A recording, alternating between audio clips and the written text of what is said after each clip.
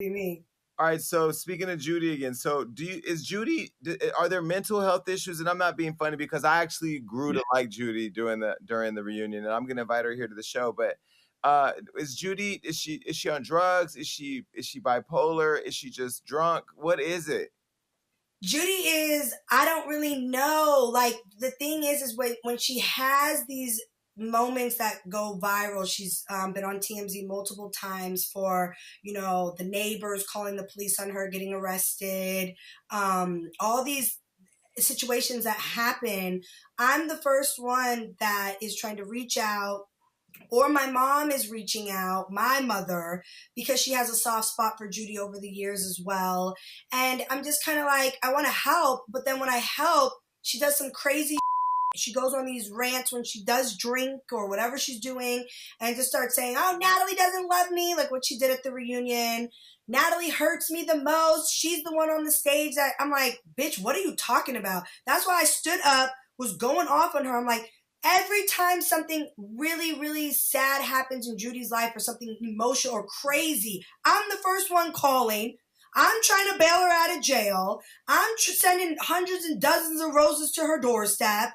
Like, it's like, what's going on? Like, I'm like, it gets frustrating because it's like the up and down.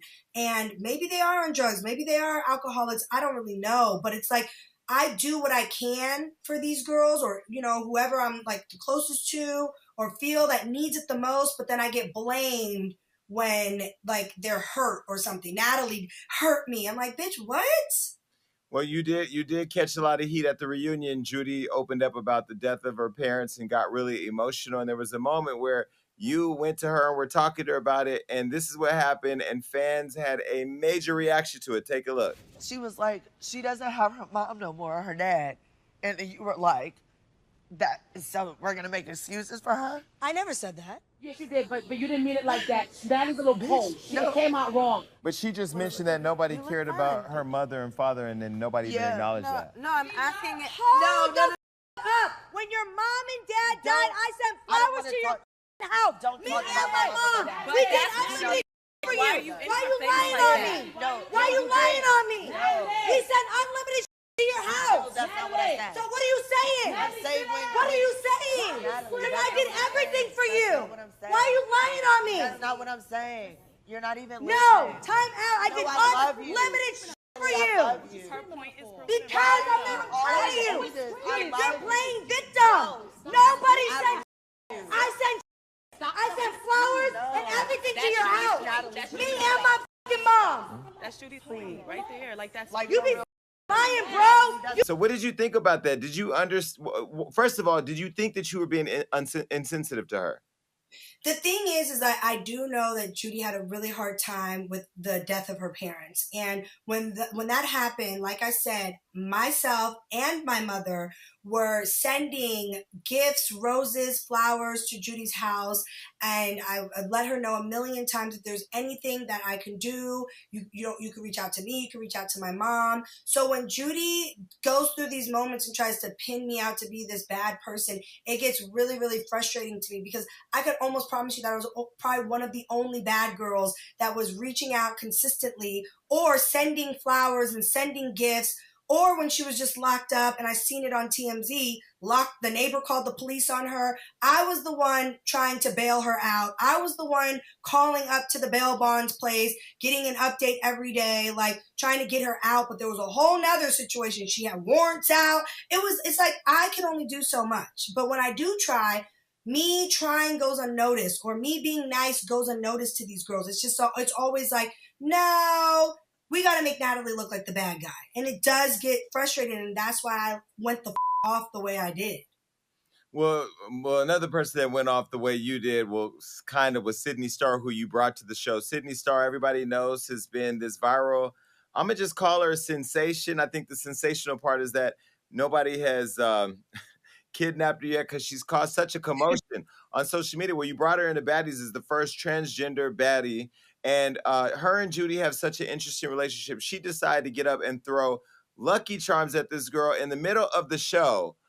Look, this is what happened. No, it's an issue. No, this is the whole show. Oh, bitch, Lucky Charms. You got breakfast on the couch, bitch. It's Lucky Charms. Stop. Get the fuck off me. You are Bitch. a fucking weirdo. Like, what the fuck? You weirdo. You got served breakfast on the couch. You been talking since I got on the stage, bitch. Now how you like how I feel like you did Don't Priscilla? touch me. You lucky I didn't bring the milk. You're like a huge fan. It's weird. You lucky I didn't bring the milk. Like, What did you think of the two of them? Like the whole show, it was just nonstop. Jason, they were friends. They were friends. So for like 5 episodes, I got backlash from the fans saying, why did you room her with her? Why did you room Sydney? She's a man with a girl, and Judy's telling you she's uncomfortable. They didn't went on trips together.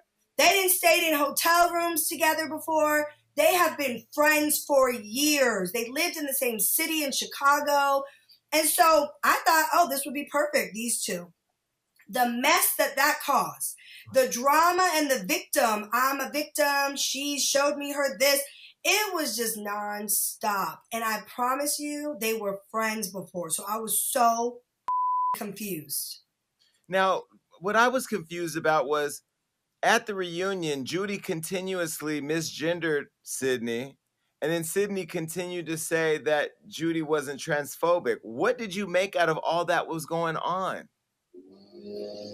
He needs to go. Hold on, there goes the gardener on the way to Sarah's house. Yeah, I sent him to Sarah's, but I'm going to put it on my bill for the month because the bitch probably can't afford it. So, you know, broke ass bitch. So what did you make out of that? The two of them, the misgendering, her talking about her having a penis as if that was somehow removing how she self-identifies. What did you make out of all that craziness? I really was confused, and the fans were still like defending Judy. Like, here's the thing.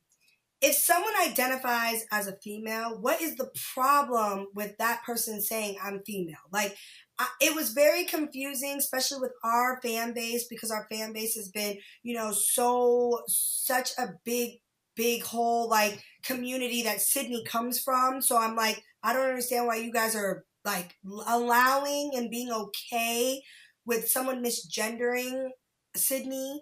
But it was confusing because they've been best friends for so long. So I'm like, why are you saying this? Why are you thinking this is okay to talk about her like that?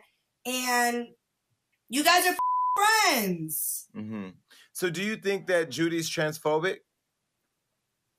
I don't think Judy's transphobic, but her actions were speaking very loud as transphobic. And so I'm like, I know you don't like her right now and you're mad at her right now, but you're offending a community of people by the things that you're saying. I know you're just trying to hurt or be mean and say malicious things because that's what a lot of the bad girls do when they're mad. So if you're mad at her right now, I'm just warning you that you're sounding a little bit, you know, transphobic in your tone and what you're saying, your words. But like she's not transphobic. Judy's a very loving person when she's not all over the place. Like